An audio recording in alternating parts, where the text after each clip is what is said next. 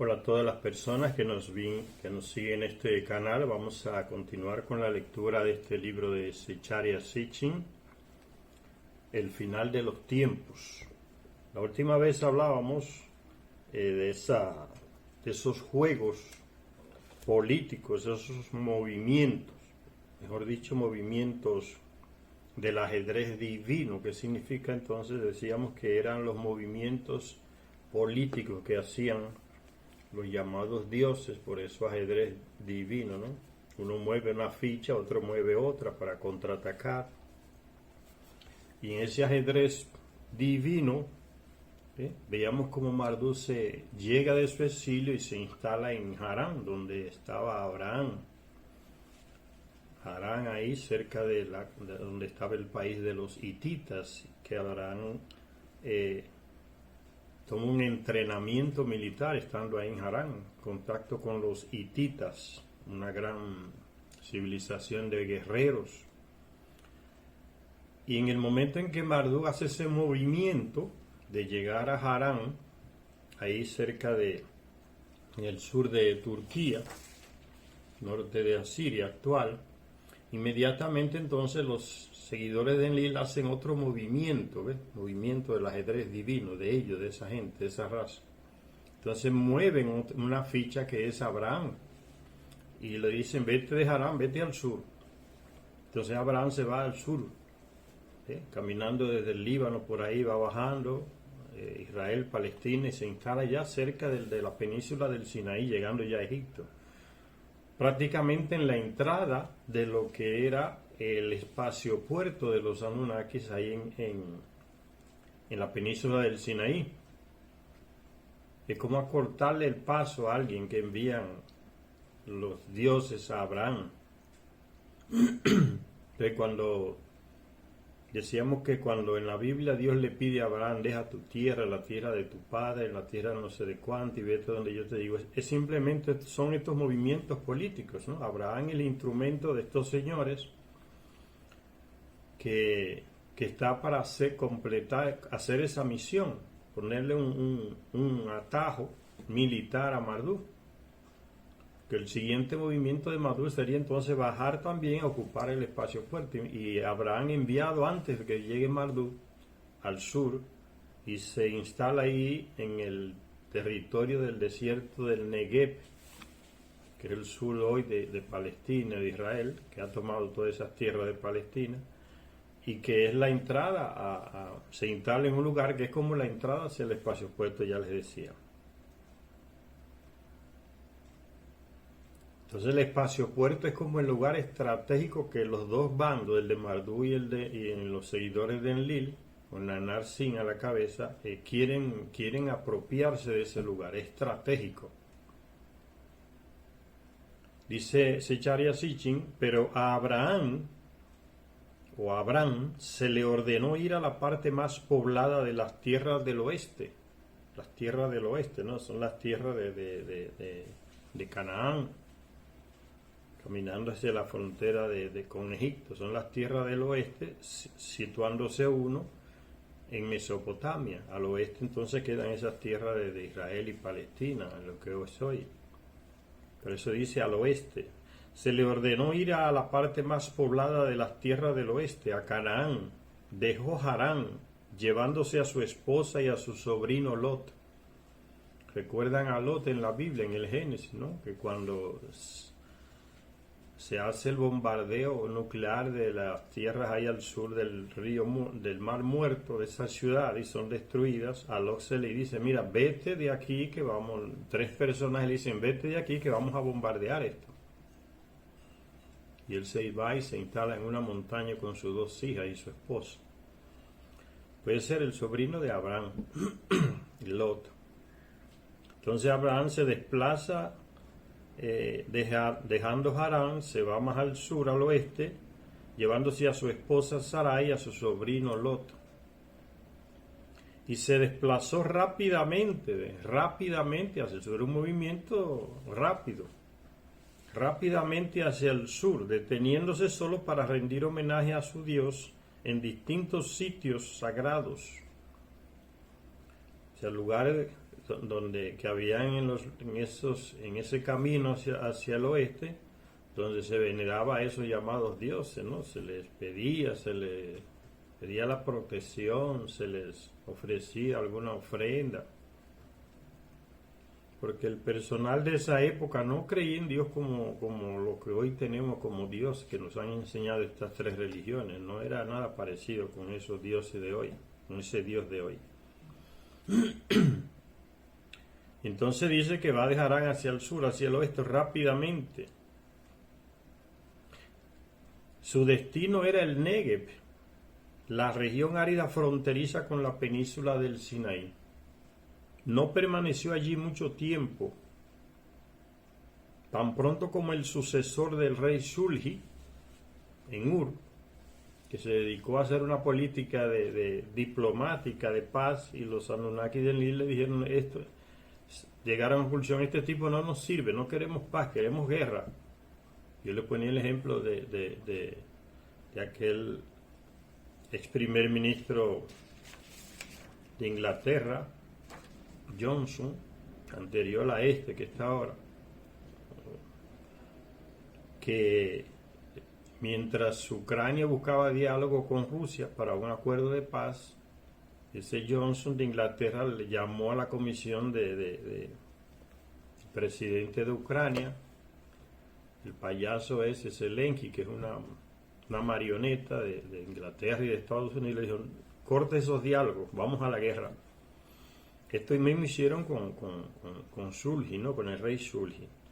Y ahí decretaron su fin también. A Shulgi lo suplanta su hijo. Amar Sin se llamaba en Ur. Porque el Anunnaki que controla Ur es Nagnar Sin. Entonces los reyes toman nombres parecidos con esos señores, ¿no? Con esos dioses, con esa raza. El rey le pone Amar Sin. Y fue llevado al trono de Ur en el 2047 a.C.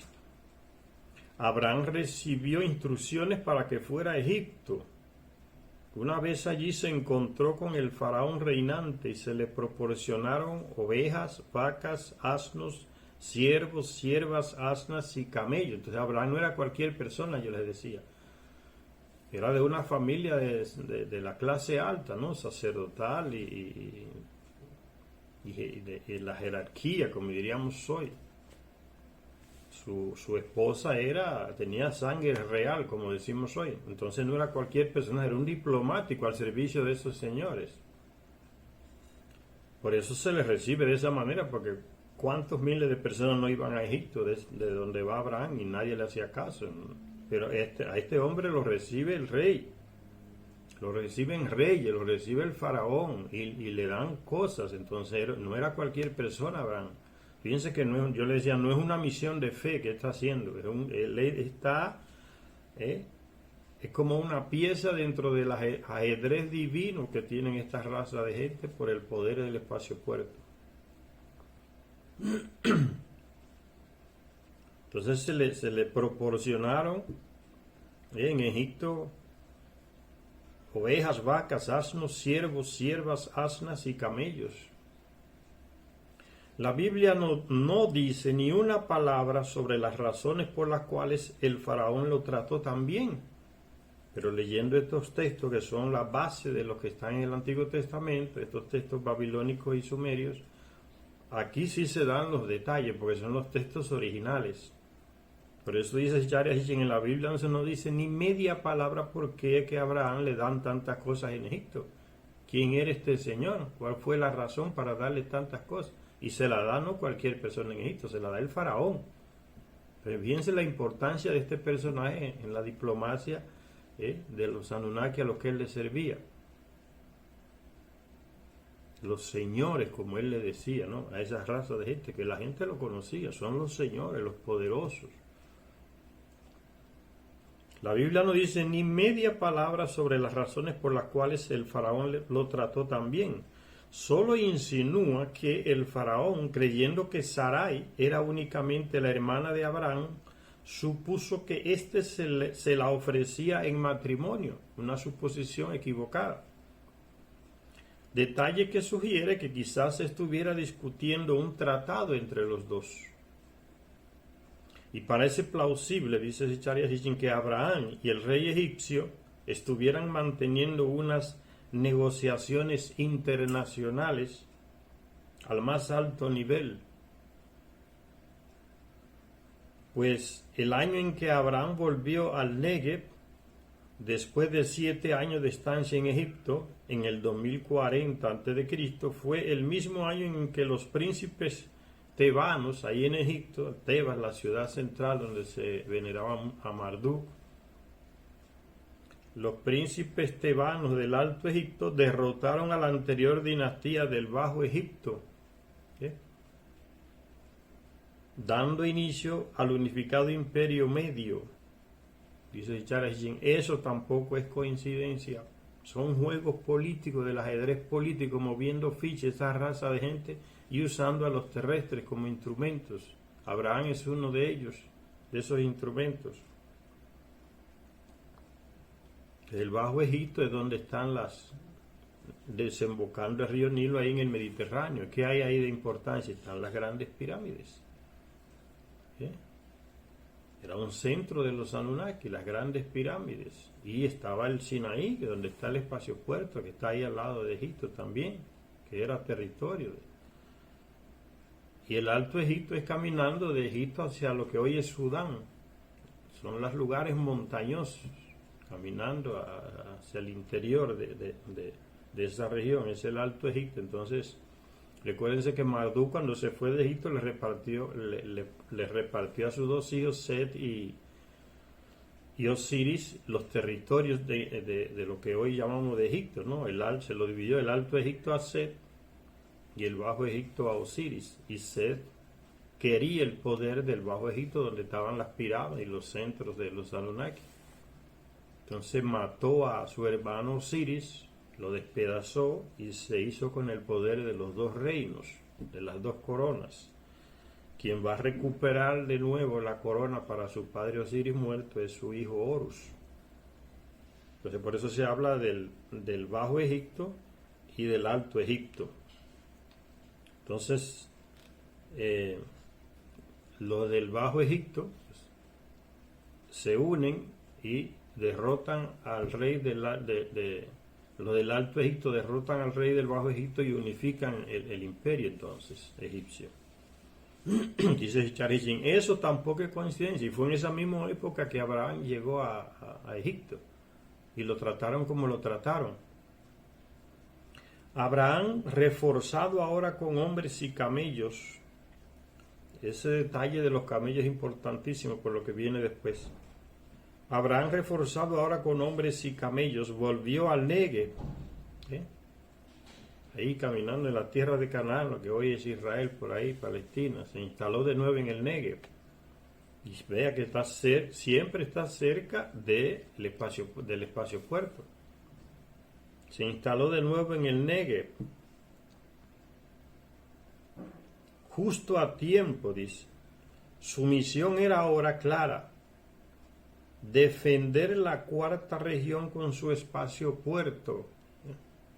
No tiene nada que ver con fe, ni creencia, ni nada, que el padre de la fe, esa lectura espiritualista manipuladora que hace los que manipularon los textos del Antiguo Testamento y quieren presentar a Abraham como el padre de la fe. No era nada de eso, ¿no? El tipo está al servicio de esos señores que están en su juego político por el poder. Entonces Abraham es enviado rápidamente a defender el espacio puerto. Como revela la narración bíblica, ahora llevaba con él una fuerza de élite, de Nearim, término que normalmente se traduce por hombres jóvenes. Pero los textos mesopotámicos, que son el origen de los textos del Antiguo Testamento, utilizan el término paralelo lunar, hombres nar, para denotar hombres armados de caballería, pero no cualquier caballería, caballería rápida, caballería de camellos que se desplazan más rápido en el desierto que los caballos. Hombres nar, los lunar. para denotar hombres armados de caballería. Dice Zecharia Sitchin, sugiero que Abraham, tras haber aprendido en Harán excelentes tácticas militares de los hititas, obtuvo en Egipto una fuerza de choque de caballeros montados sobre camellos. Su base en Canaán fue nuevamente el Negev. Va a Egipto y le proporcionan una caballería rápida, de camellos, de jóvenes guerreros en camellos, no en caballos. Su base en Canaán fue nuevamente el Negev, la región fronteriza con la península del Sinaí donde estaba el espacio puerto. Y llegó justo a tiempo, pues un poderoso ejército, legiones de una alianza de reyes enlilitas, estaba en camino no solo para aplastar y castigar a las ciudades pecadoras y a los seguidores de Marduk, ahí cerca del Mar Muerto. Ya vinieron una confederación de varios reyes, de 4 reyes desde Mesopotamia, a ocupar el espacio puerto para que los de Marduk, que estaban en esa región ahí de Canaán, no lo ocuparan. Entonces esos 4 reyes vinieron allá a apoderarse del espacio puerto, pero Abraham a esos también le puso el frente y no lo dejó pasar, como a los que llegaron seguidores de Marduk del sur del Mar Muerto, que también intentaron tomar el espacio puerto y Abraham también los venció. Dice, y llegó justo a tiempo a la frontera del espacio puerto en la península del Sinaí, ya con esa caballería de hombres rápidos a camello. Pues un poderoso ejército, legiones de una alianza de reyes enlilitas, vinieron desde Mesopotamia, estaba en camino no solo para aplastar y castigar a las ciudades pecadoras, a la gente de Marduk, esos reyes ahí en el sur del Mar Muerto, esas ciudades que había, esos reinos, en ciudades pecadoras, o sea, porque dejaron de seguir al Enlil, a los enlilitas, y se fueron con el clan de Marduk. Entonces los que escriben el texto, que son enlilitas, le llaman ciudades pecadoras. Eso es lo que aparece en la Biblia, ¿no? Dios va a castigar a las ciudades pecadoras de Sodoma y Gomorra, es refiriéndose a este hecho. Para castigar a las ciudades pecadoras que habían cambiado su fidelidad a otros dioses, a los seguidores de Marduk y Nabu, sino también para capturar el espacio puerto, castigar a los reinos seguidores de Marduk y también para apoderarse del espacio puerto. Los textos sumerios que hablan del reinado de Amar-Sin, el hijo y sucesor del rey Shulgi, nos dicen que en 2041 a.C., Amar-Sin lanzó su mayor y última expedición militar contra las tierras del oeste, la que están ahí seguidores de Marduk al sur del Mar Muerto, esos reinos. Desde Mesopotamia entonces otra invasión.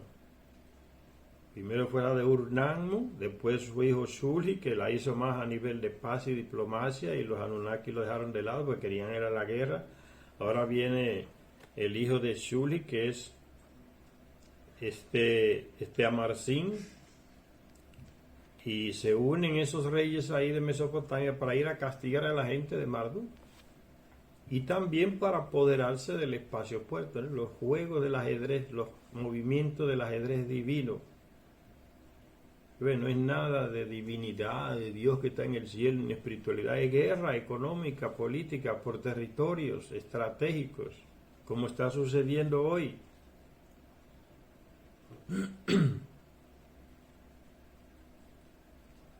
Amar-Sin lanzó su mayor y última expedición militar contra las tierras del oeste, que habían caído bajo el hechizo de Marduk y su hijo Nabu. Esto suponía una invasión de un alcance sin igual a cargo de una alianza internacional. Varios reyes se unieron. Más de como 50 países ahora uniéndose ahí en Ucrania para atacar a Rusia. Le han mandado de todo, armas y todo, y no pueden vencer a Rusia. Ahora ya están hablando de mandar militares. Pero recuérdense que esos países occidentales, guiados por Estados Unidos, la gente de la OTAN, Europa, tienen como política de Estado la mentira y la hipocresía. Cuando ustedes ven en las noticias que el francés Macron o Biden, el de Estados Unidos, dice, estamos pensando en mandar militares a Ucrania, están mintiendo, es que ya están allá hasta ese tiempo. Hay que entender la política de esa gente así, señores. Cuando ellos dicen una cosa, es que están haciendo ya lo contrario. Son mentirosos. La mentira para ellos es la política.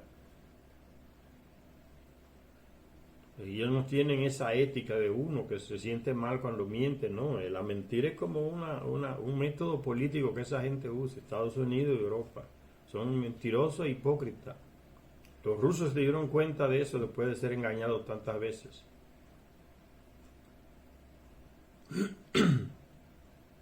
Entonces, esa alianza internacional en la cual se atacaría no solo las ciudades de los hombres, sino también las fortalezas de los dioses y de sus descendientes. Habían fortalezas, ciudades amuralladas en esa región, llegando a la península del Sinaí, que estaban habitadas por Anunnakis, por esa raza de gente.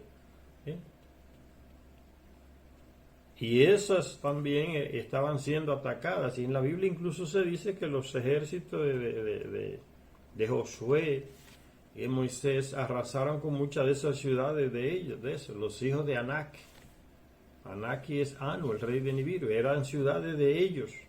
Y los terrestres los arrasaron.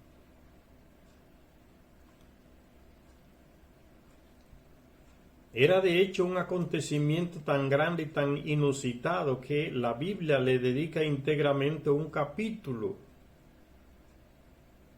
Génesis capítulo 14. Los expertos bíblicos lo llaman la guerra de los reyes a ese capítulo 14 del Génesis, pues tiene su punto álgido en una gran batalla entre un ejército de 4 reyes del este que vinieron de Mesopotamia hacia Canaán, y enfrentaron 5 reyes que eran seguidores de Marduk aquí en Canaán, de 4 reyes que vinieron del este, y las fuerzas combinadas de 5 reyes del oeste, y culmina con una notable hazaña militar a cargo de los veloces caballeros de Abraham. En lugar de caballeros debía decirse camelleros, porque eran los que estaban en camello, la fuerza de ataque rápido. Ya les dije, el camello se desplaza más rápido en esos lugares desérticos del Sinaí, Canaán. Esa era la fuerza de élite de Abraham. Era capaz de alcanzar a los que le llevaban tres días de camino, porque iba en camellos. El camello resiste más la sed. No necesita beber tanta agua como el caballo. Entonces avanza más rápido en esos lugares, los camellos. Ven, la táctica militar.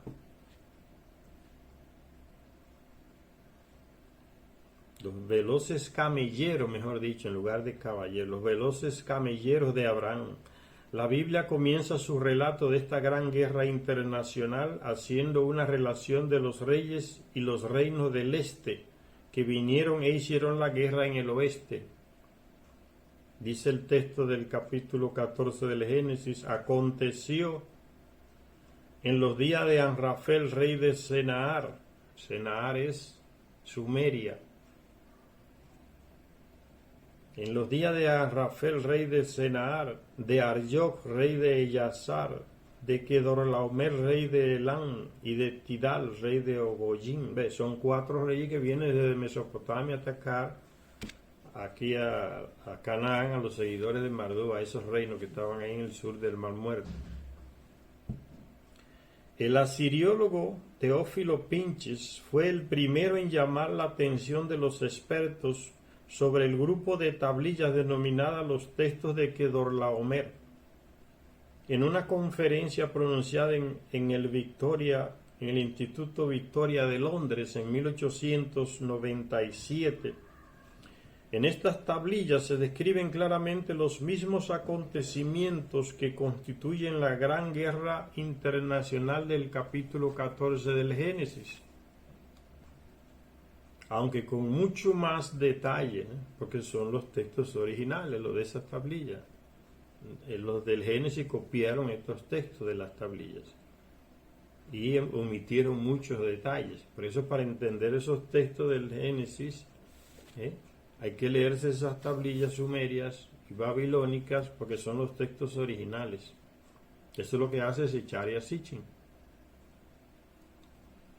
En estas tablillas se identifica que Dor-Laomer, rey de Elam, como el rey elamita Kudur-Lagamar, como se pasa el escrito a otro nombre, al hebreo, al arameo, entonces le cambian el nombre a los reyes. No es nada extraño, como que usted se llame Carlos aquí, y cuando va a Inglaterra le dicen Charles. Entonces no es nada extraño, es normal. Y eso es lo mismo que pasa aquí. Se muda de idioma, se muda el nombre, pero es el mismo personaje. Que Dor-Laomer, rey de Elam, sería entonces el rey elamita Kudur-Lagamar, del que tenemos constancia por registros históricos. Arjok, el otro rey que viene desde el este, ha sido identificado como Eriaku, que significa sirviente del dios Luna. ¿Quién es el dios Luna? El Nag-Nar-Si, que estaba en Ur, controlaba el poder desde Ur. El poder detrás de esos tronos era ese Anunnaki Nag-Nar-Si, el dios Luna, que reinó en la ciudad de Larsa, la bíblica Yazar. Y Tidal, el otro rey que se ha identificado como Tudgula, un vasallo del rey de Elam. A lo largo de los años se ha debatido mucho sobre la identidad de Amrafel, rey de Sennaar. Como dice el texto del capítulo 14 de Génesis, aconteció que en los días de Amrafel, rey de Sennaar, se juntó con Arjok, con Kedorlaomer y con Tidal.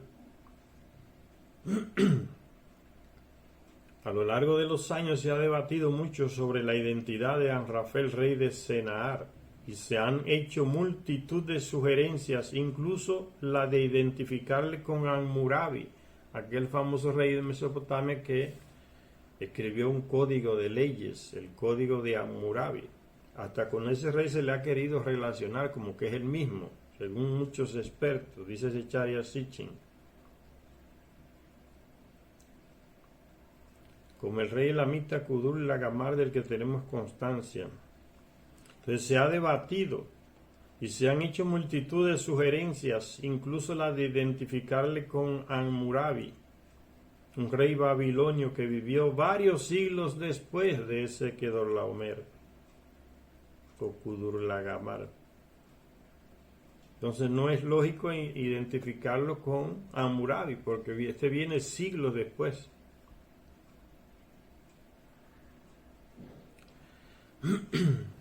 Sennaar era el nombre bíblico de Sumer, no de Babilonia. De modo que, ¿quién era el rey de Sumer en tiempos de Abraham? En mi libro La Guerra de los Dioses, que ya lo leímos aquí, el canal, La Guerra de los Dioses y los Hombres, he sugerido convincentemente que la palabra hebrea no debería haberse leído como Amrafel, sino como Amarfel, del sumerio Amarpal, una variante de Amar-Sin, cuyas fórmulas de fechas atestiguan que ciertamente en 2041 a.C. puso en marcha la Guerra de los Reyes, Amar-Sin, que es ese Kedorlaomer de la Biblia, o Amrafel, rey de Sennaar. Es en los tiempos de Amar-Sin que se da, en los tiempos que se da la participación de Abraham. Es Amar-Sin, el mismo personaje.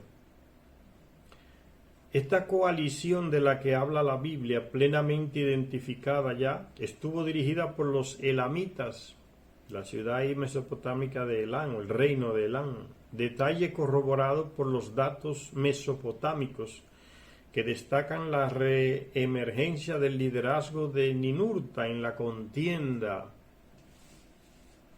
Parece que a Abraham le servía, era Ninurta.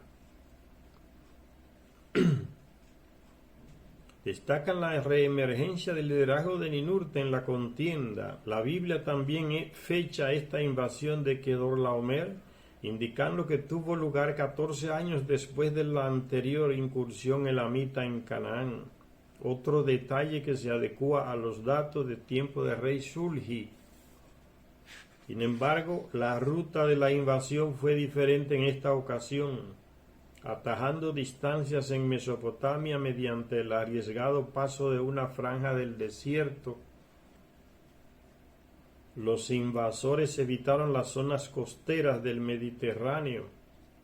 Vienen desde Mesopotamia, suben hasta Harán y ahí van bajando por la costa del Mediterráneo, lo que hoy es el Líbano, Canaán, Israel, Palestina, vienen descendiendo. Dice que evitaron ese camino por la costa del mar, que es donde hay más población normalmente.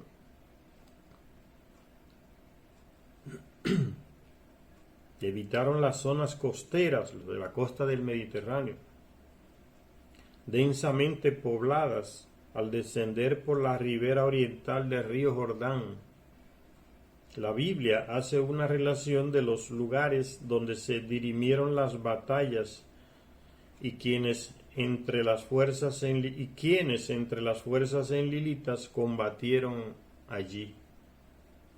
La información indica que se intentaron saldar cuentas con antiguos adversarios. Los descendientes de los matrimonios mixtos de los Silligi, que eran seguidores de Marduk, entonces los enlilitas parece que aprovecharon esa batalla para saldar cuentas pendientes con esos señores. E incluso los descendientes de Su, que fue también otro de la línea de Marduk y de Enki. Su, aquel Anunnaki que quería usurparle poder a Enlil también.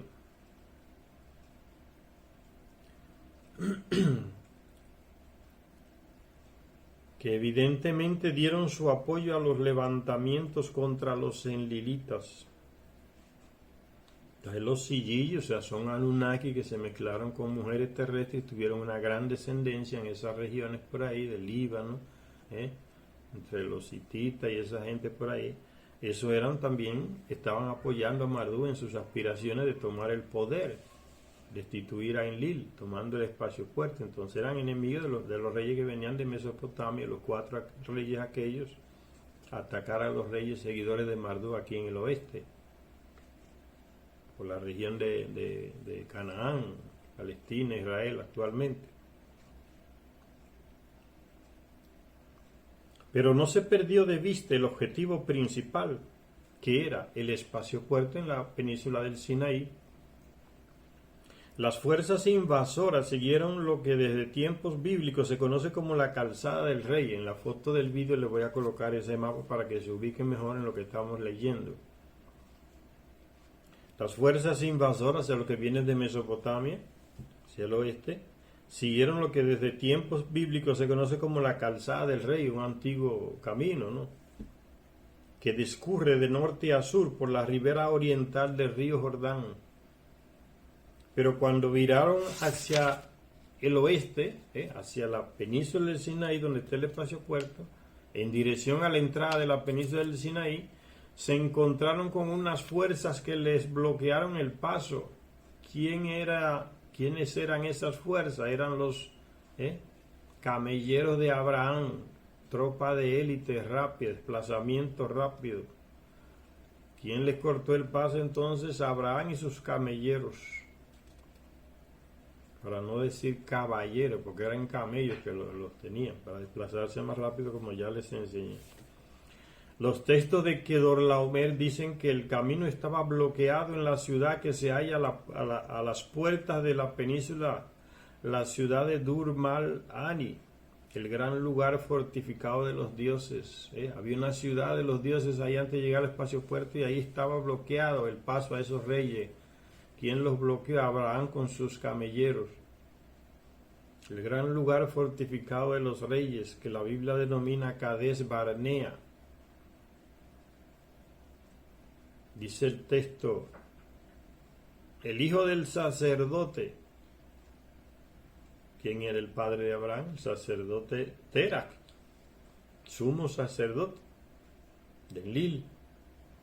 El hijo del sacerdote, a quien los dioses habían ungido en verdadero consejo, el saqueo ha impedido que esos reyes entren en el espacio puerto y se apoderen de él. Entonces, basándose en ese texto, dice Zecharia Sitchin: yo sugiero que el hijo del sacerdote, ungido por los dioses, era Abraham, y el hijo del sacerdote Terach. En una tablilla de fórmulas de fechas pertenecientes a Amar Sin, aquel rey de Ur, es inscrita en ambos lados, se alardea de la destrucción de Neibrun, el lugar de pastoreo de Ibrun. De hecho, no hubo batalla a las puertas del espacio puerto.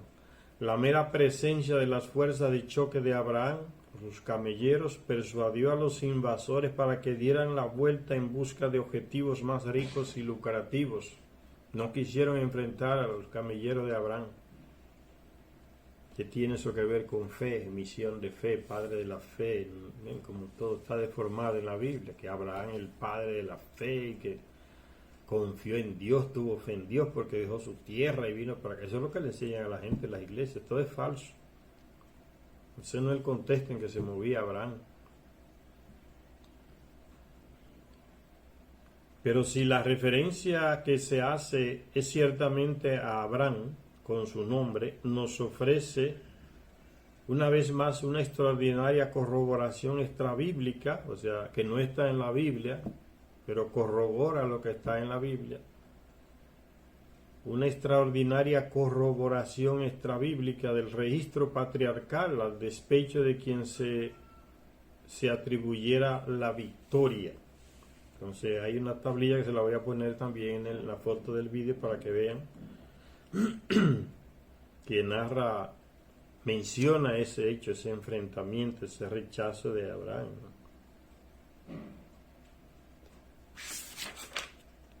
Frustrados en su intento de penetrar en la península, esos 4 reyes que vinieron de Mesopotamia a atacar a los de Mardú ahí en Canaán, donde Israel, Palestina, y que fueron rechazados cuando intentaron apoderarse también del espacio puerto, rechazados por Abraham. Dice: frustrados en su intento de penetrar en la península del Sinaí, el ejército que vino del este, los 4 reyes, se enfiló hacia el norte, el Mar Muerto, donde estaban los reinos que eran servidores de Marduk. Entonces va a haber un encontronazo.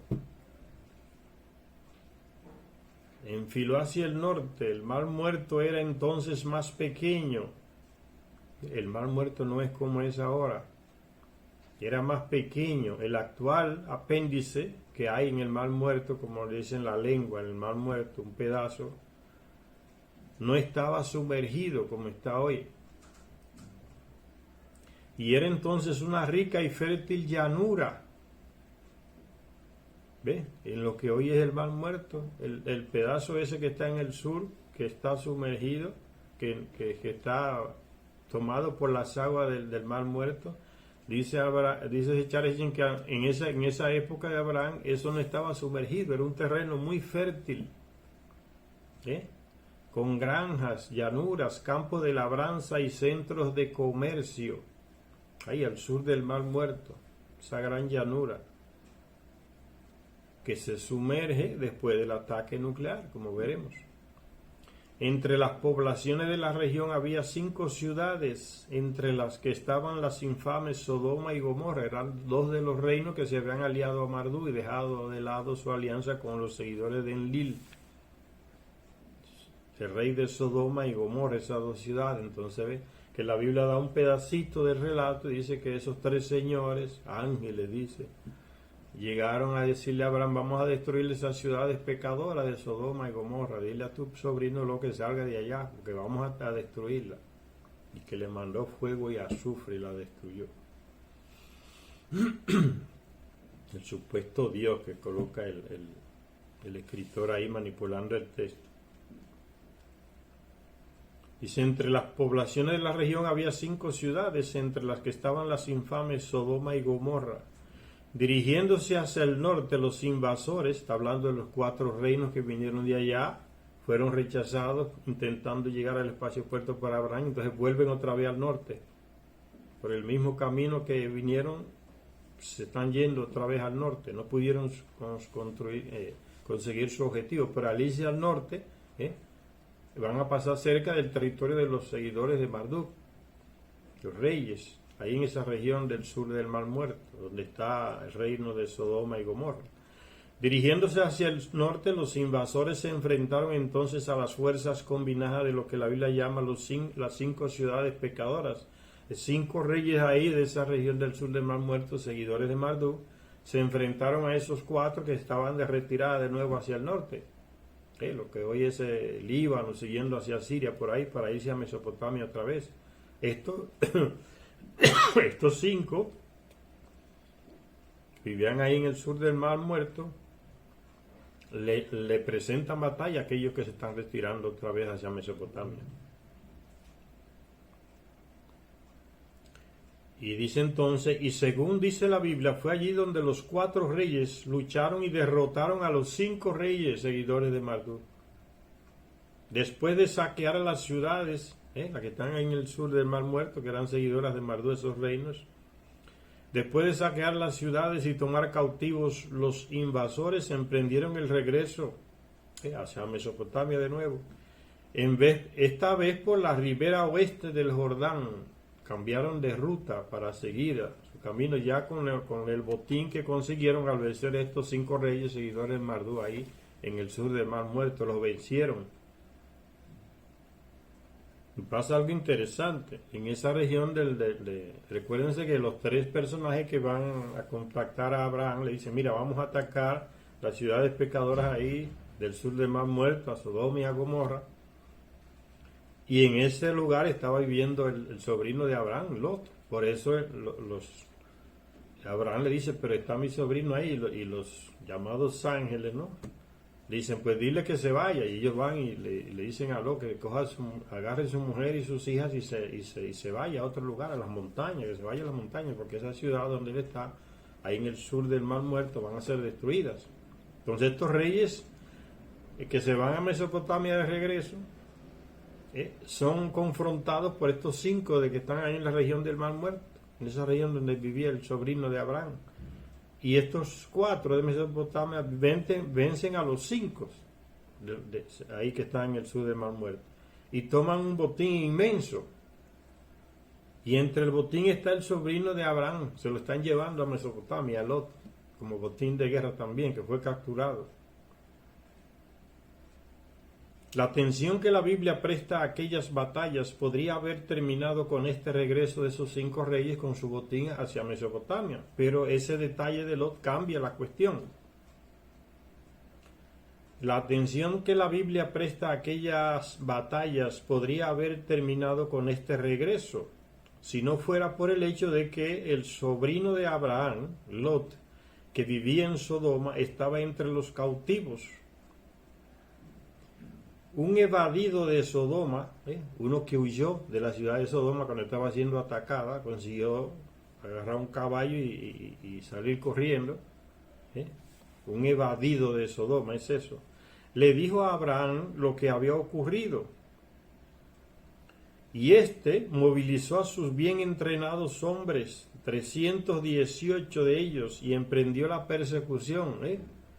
Agarra a sus camelleros de nuevo y va a perseguir a los reyes que van hacia el este, ¿no? Hacia Mesopotamia, pero llevándose a su sobrino Lot. ¿Por qué los alcanza ya por ahí, por lo que hoy es Siria? Porque va en camello. Como les decía, el camello aguanta más la sed que el caballo, se cansa menos en el desierto y se desplaza más rápido.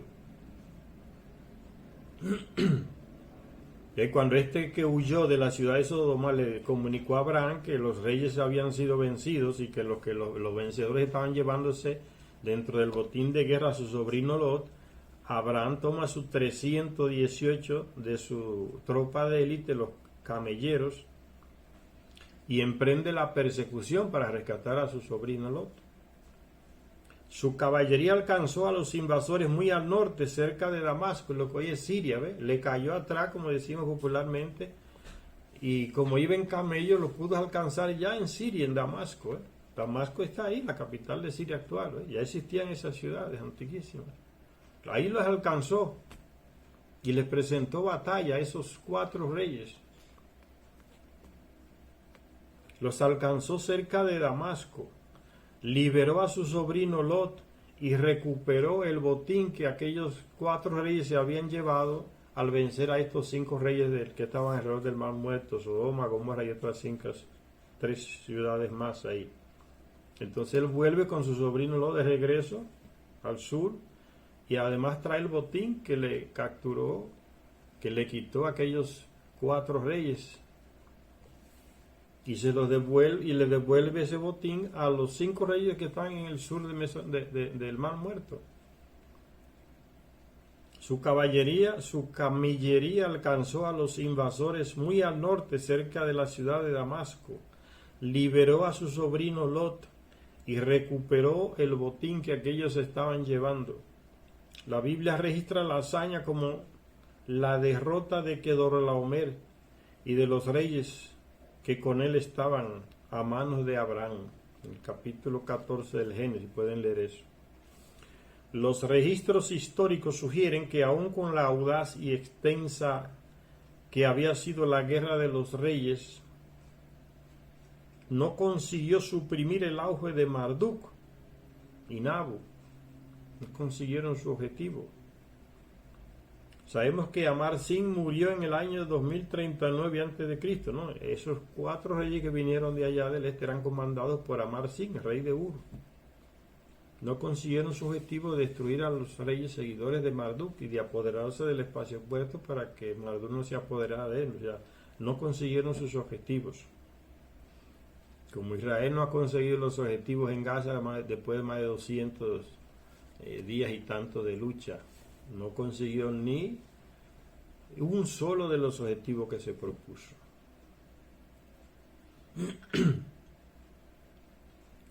Dice entonces que los registros históricos sugieren que aun con la audacia extensa que había sido la guerra de los reyes, no consiguió suprimir el auge de Marduk y Nabu. Ahí en el sur del Mar Muerto seguía creciendo esa alianza para apoderarse del territorio del espacio puerto. El hecho de que esos 5 fueran vencidos no significó que esos que vinieron del este ocuparon sus territorios, simplemente tomaron el botín y siguieron su camino, no se quedaron ocupando esos reinos ahí en el sur del Mar Muerto. Sabemos que Amar-Sin murió en el año 2039 a.C. No cayó bajo la lanza de un enemigo, sino bajo la picadura de un escorpión. Y le sustituyó en el 2038 a.C. su hermano Shu-Sin. ¿Ve? Todos tienen Sin en honor a Nanar-Sin, ahí el Anunnaki, que gobernaba en Ur. Entonces le sucedió su hermano Shu-Sin. Dice que Amar-Sin murió bajo la picadura de un escorpión. Es difícil sobrevivir a una picadura de escorpión en aquella época, ¿no? Sin los avances medicinales que no existían en esa época.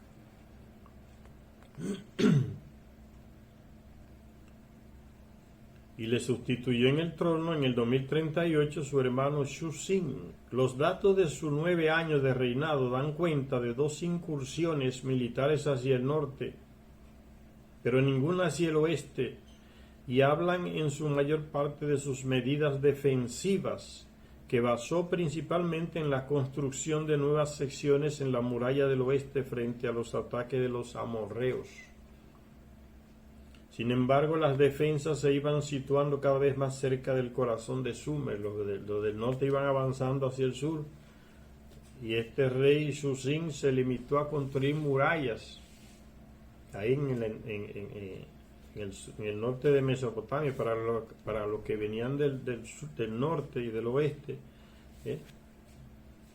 defenderse como aquella muralla china, defenderse de esas invasiones. Y hablan en su mayor parte de sus medidas defensivas, que basó principalmente en la construcción de nuevas secciones en la muralla del oeste frente a los ataques de los amorreos, un pueblo guerrero de esa región del norte de Mesopotamia. Sin embargo, las defensas se iban situando cada vez más cerca del corazón de Sumer.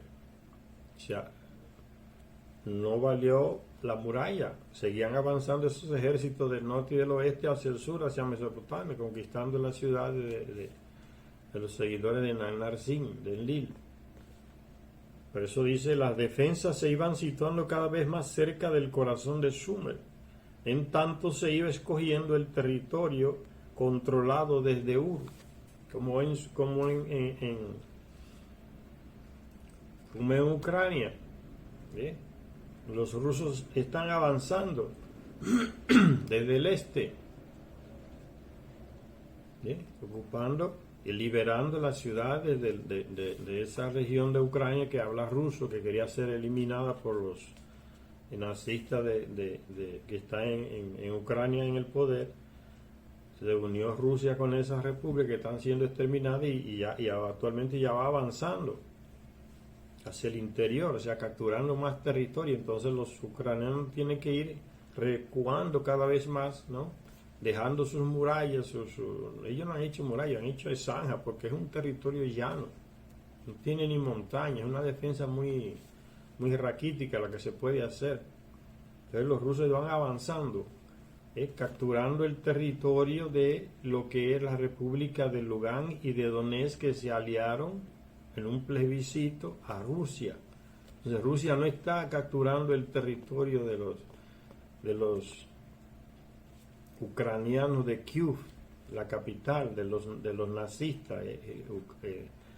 Rusia, ayudado por esos ejércitos de esa región del este de Ucrania, Lugansk y Donetsk, que hablan ruso, está recuperando ese territorio de Lugansk y Donetsk que los nazistas habían capturado antes. Lo está recuperando de nuevo. Entonces los nazistas tienen que ir recuando hacia el interior de Ucrania para que entiendan mejor la comparación.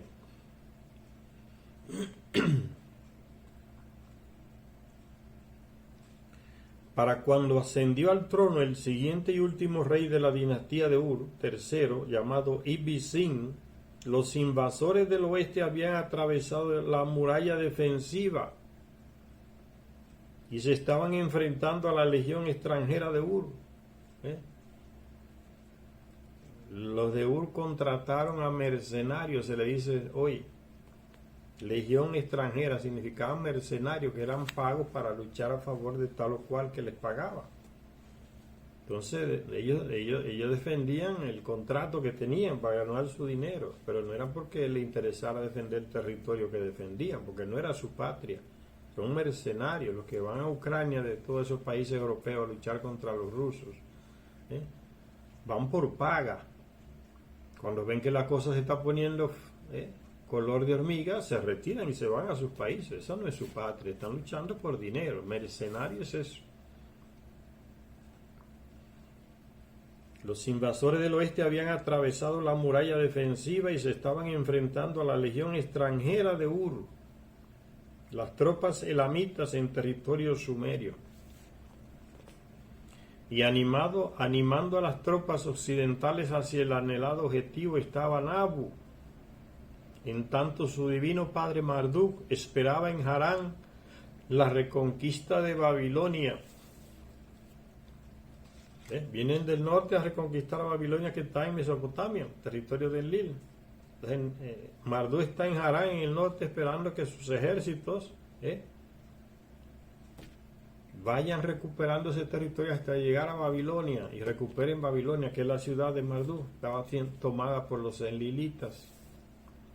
Los grandes dioses convocados en urgente consejo, que es como que si Rusia estuviera llegando ya a la capital de Ucrania, se reúnen lo de la OTAN en consejo rápido, hay que decidir algo. Ya están entrando en la capital, están alrededor de la capital, entonces se reúne de emergencia, a ver qué vamos a hacer. Puede comparar con eso. Los grandes dioses convocados en urgente consejo aprobaron la toma de medidas extraordinarias, unas medidas que cambiarían para siempre el futuro, que provocó el final del tiempo de la civilización sumeria, ¿no? El final del tiempo, como dice el título del libro, el final de los tiempos.